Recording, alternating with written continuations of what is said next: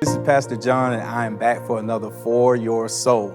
And today, I want to kind of go off of what we talked about last time if you watched the devotional, which is sometimes God brings trials into our life because he's trying to work something out in our own salvation, right?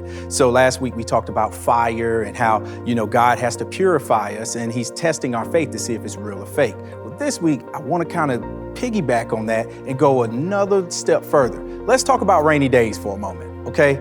In all of our lives, no matter how good we are, no matter how many blocks we check off, no matter how much we get right, there's still going to be days that just aren't good, right?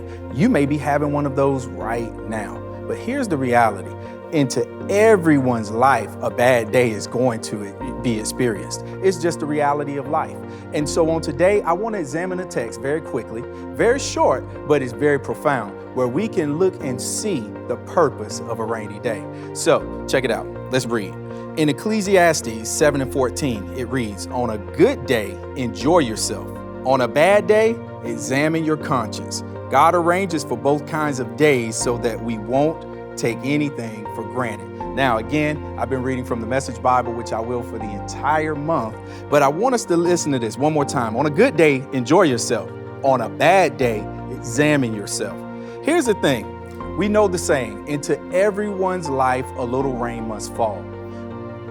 Don't want to hear that, right? Let's think about it. When you were a little kid, every day was a good day. You could get out and go outside with your friends and play if you're not a millennial. Now, if you're a millennial, every day is a good day that it's not raining and the power doesn't go out because that cuts off your video game. But either way it went, we're not really happy about those rainy days, right?